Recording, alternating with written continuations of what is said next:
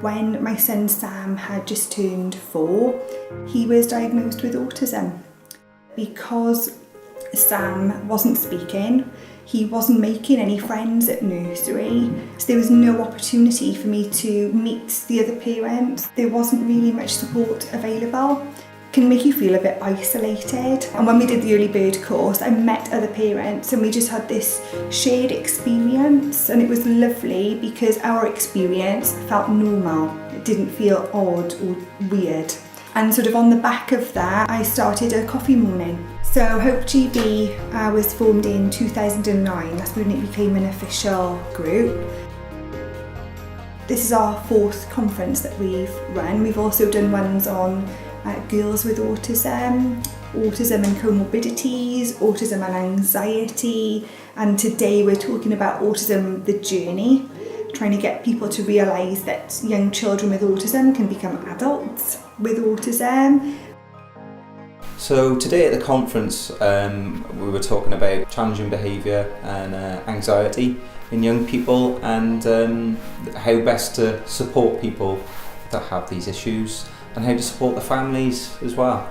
Today I'll be presenting a sensory workshop, so we thought about how we could explain to the children. That was difficult to do that in words, so what we thought, let's try and give them practical experiences to try and put them in the position of an individual with autism. I was working in conjunction with Cheryl on the workshop in relation to puberty and relationships and all those things that people don't like to talk about. They don't maybe like to think that the children might need to be talking around these issues, and it's how do you answer those questions? Some of our success would be in a small grant that we've been awarded from the Children in Need Fund, so we're really excited about that, and that's primarily going to fund our youth club project. Now, about the youth club, I've been a member of the youth club ever since the inception in 2014. I've been with the club ever since. There were a lot of things I used to like doing. I used to like playing along with the board games and all. I usually join my friend Luke and play guitar and sing a bit. Well, first off, I really do like to have a little bit of... I do like to go in the quiet room sometimes, just chilling, chilling. I also sometimes like playing on the iPads and eating pancakes and toast and stuff. I made a pancake. We basically put it on a plate, put it in the microwave, and then we added our own toppings. I put Nutella and chocolate chips on mine. I like going outside when it's open. I've got 3 dogs now. Bella, Bailey and Thomas. I think the key things to help with transitions is spending the time and listening to the person, but making sure they've got the necessary support in place. It's been a big help, I must admit. Alexander's now 20 and I've been with Hope about 9 years, so obviously Alexander was 11 and it's been a big help, definitely. The thing that's probably helped me most through kind of my later teenage years was I had an incredibly accepting group of friends who didn't just accept me for who I was, but very much kind of celebrated that. But I felt it was really beneficial for parents just to meet and know that they're not on their own. We did day trips, met for meals and things like that. We've run a listening service where we can just simply listen and signpost them. I think it's good because parents get to talk. They can talk to professionals if they've got any problems.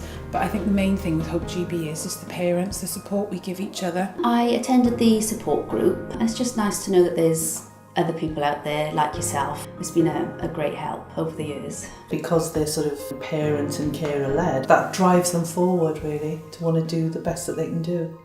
We're also really proud to facilitate the Torvine Autism Stakeholder Group, and basically it brings together kind of key people from health, education, other charities and also parents and carers themselves to talk about what are the gaps in those services. My responsibility was to set this up, and I was very committed that it should be parent led. Unless we can listen to the key stakeholders who are the parents and carers and the voices of the young people, how do we know we're going to make a difference?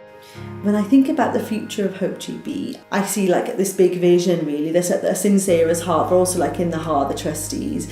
And that would look like us having our own building, which was quite exciting. Having lots of rooms and space to run the services that we love to provide for our families. A place to run a social enterprise, training people up with independent living skills and then give them an opportunity to maybe have employment. A Hope House really of sorts where it can be really family orientated. It's just a start. I think things are changing significantly and I think fantastic that it's 10 years and I think 10 more plus. Well done Hope GB, carry on doing the good work.